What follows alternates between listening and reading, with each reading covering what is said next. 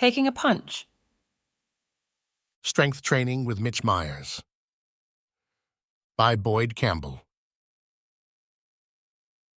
One day, Coach Myers came into the locker room to find me alone, in the dark, mostly naked, sweating and suffering. In 1980, Mitch Myers was a year and a half younger than my nephew Campbell is now.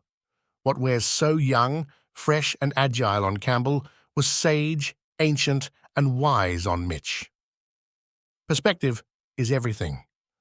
By this point in the game, nothing much shocked Mitch. He'd spent a year trying to flush out the culture of drug use in the St. Andrews High School sports program. I'll go to my grave defending the position that St. Andrews had no more of a problem with recreational drugs than any other school in Mississippi. But except for the golf team, every sports team on our roster had a couple of players taking black pill stimulants. The golf team had a reputation for coke, but it had nothing to do with performance. Strength-enhancing drugs had not yet taken hold in Mississippi high school sports. By the time I was 30, people were calling it an epidemic. I worked out with a boy named KT. He went to public school. If I say which, it would identify him. KT had little time for the private schools, which he called the white schools, but we got along because we had similar goals outside the classroom. We were both experimenting with Dynable, an anabolic steroid. We weren't the only people taking steroids in Mississippi, but in 1980, there weren't many others. Sitting in the dark after a hard workout while my body returned to a normal temperature and my energy level returned to something I could work with was pretty common. I was almost 40 by the time I admitted to Doug Draper, my psychologist, that for about 30 minutes after a really good workout, I felt suicidal, usually inducing tears. If I couldn't find a quiet, dark place to wait for this to pass, I would do it in my car with the air conditioner on. Doug had been experimenting with serotonin inhibitors on me. He'd been treating me for chronic depression since I was 13. His theory was that my body had trouble metabolizing serotonin, and sometimes physical exercise made it spike. I made sure that he understood that feeling suicidal and being suicidal were very different things. I've never been suicidal or even close, but feeling suicidal is something that happens, and you learn to ride it out. "What'd you do?" Mitch said, pointing to the masses of black and purple on my stomach. "KT and I have been screwing around with a medicine ball," I answered. A medicine ball is one of the oldest pieces of strength training equipment, possibly even older than dumbbells. While there are several exercises you can do with it, the original purpose was to throw it as hard as you can into each other's abdomen. The idea is that the more you take a punch, the more you can take a punch, and the process makes you stronger. My body's core was never very attractive, but neither was my face. I could and did make it strong as hell, though. Your core is the seat of your strength. Without it, you got nothing. It doesn't matter what it looks like. At a time in my life when instability seemed to seep out of the walls, Coach Myers was my rock. He never flinched, no matter how many times Mike Shepard called him Hebe. I don't think any of us actually understood what it meant or took the time to consider it. One day, I offhandedly said, "Hey, Hebe," and he laughed. "That's so offensive," he said through his laughter. The spectacle of a Mississippi boy not knowing what anti-Semitism is must have seemed bizarre to him.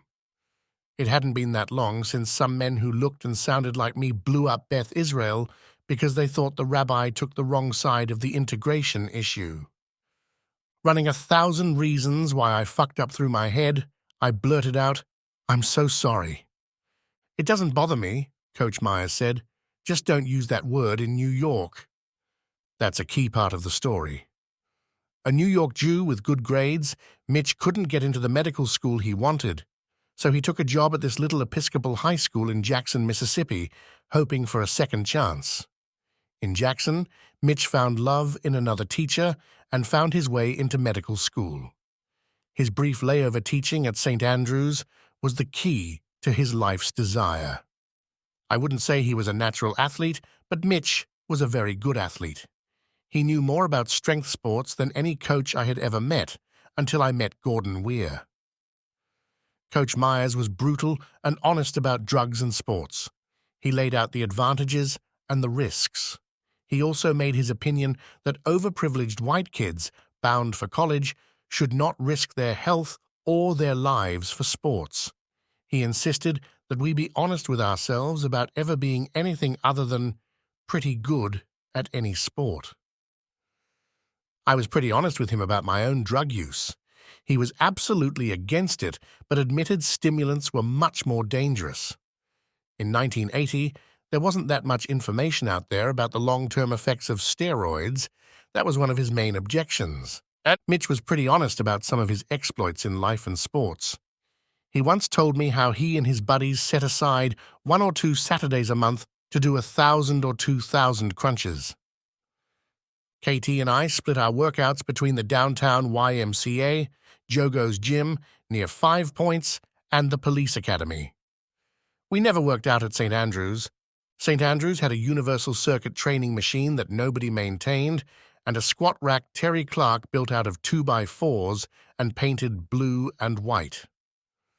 The first time I met Arnold Schwarzenegger, he represented Universal Exercise Equipment at the National School Supply and Equipment Association convention in Chicago. We sold Universal machines. We probably sold the one in use at St. Andrews. They're absolute crap. Their only benefit is you can line boys in a ring around it and rotate positions until they've all had a stab at lifting weights. When the future governor said he used Universal machines to pump me up, he was lying. I'm pretty familiar with every workout routine he ever used, and none of them involved a Universal machine. God knows how much money we made selling them, though. Him too. I never would have tried it if Mitch Myers had not put the number 1,000 in my head. But once he did, I had to. In sets of 50, 1,000 Roman chair crunches aren't so bad for the first 500. Then reality starts to set in. KT and I sometimes did stupid things like putting on gloves and punching each other in the gut at the top of a movement on a Roman chair. The more you take a punch, the more you can take a punch. The process makes you stronger. I still hear from KT sometimes. His career in law enforcement ended when he developed drug problems and was caught doing some stuff he shouldn't have done. He works in private security now, which pays the bills. KT is on a list for a possible liver transplant. Dynable and a lifetime of whiskey aren't a great combination. KT's story has always been a little more intense version than my own. Last I heard, Coach Myers retired from his career as one of Jackson's top pain doctors. No matter how I feel, I try to write more than 1,500 words a day. That implies many things, among them that I will produce more words that are crap than I will words worth preserving.